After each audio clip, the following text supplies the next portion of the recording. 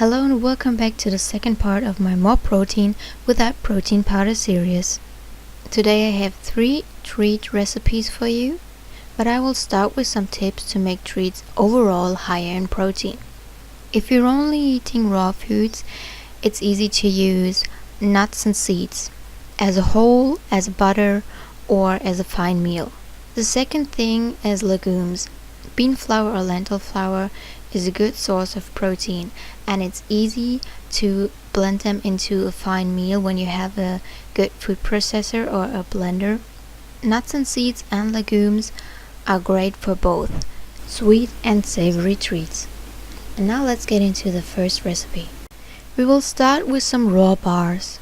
For this you will need almonds, pumpkin seeds, dates, nettle powder because it's really high in protein, and then any kind of flavor you like. I used some vanilla and orange peel. You can blend everything straight together, or you can do it like me and blend half of the nuts and the seeds into a fine meal and then blend the rest into it. Press it into a container, or you can also use a rolling pin, which I would recommend because as you can see, my bars are falling apart when I'm cutting it. Let them harden a few hours or overnight in the fridge. Then you can cut them into bars and enjoy them.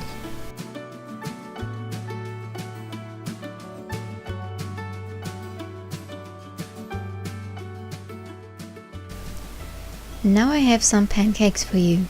You'll need white bean flour, but you can also use any kind of bean flour you want. Buckwheat flour, coconut blossom sugar, vanilla, cinnamon, and baking soda. Mix it all together, then add water. Mix it again until it's going to thicken up a little bit, and then it's ready to be baked in the pan. Heat the pan before you drop the pancake dough into it. It's best to use a non-stick pan.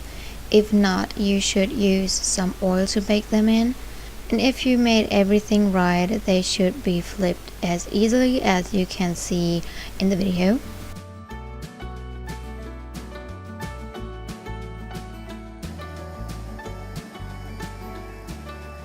In the description you can find some information about those pancakes, and I like them because they're not too sweet. Of course you can use a different sweetener. You don't have to use coconut blossom sugar. It's probably also working with sugar alcohols like xylitol or any kind of liquid sweetener or ordinary sugar.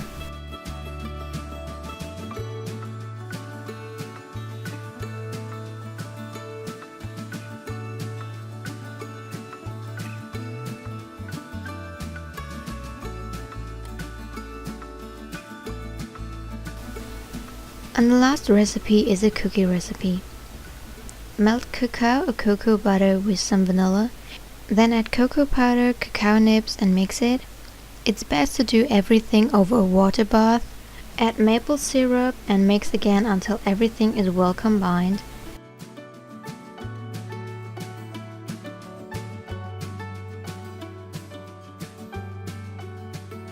Then add the dry ingredients. I use black bean flour, also add potato starch and buckwheat flour. Mix everything a little bit, then add water. Don't overdo it with the water because when they're getting too liquidy, you'll not be able to make cookies.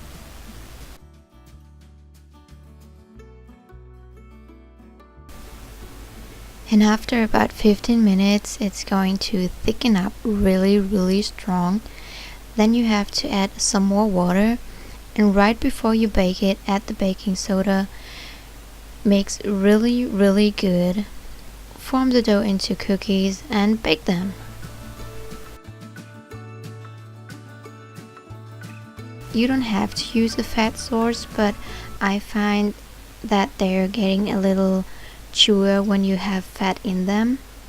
When you add some mashed banana, applesauce or date paste into the cookies, they're also getting a little more chewy. After about 13 to 15 minutes, check on the cookies, because when you leave them too long in the oven, they're getting dry really fast.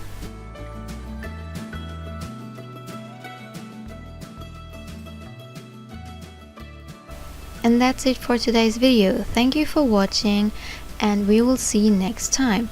Bye!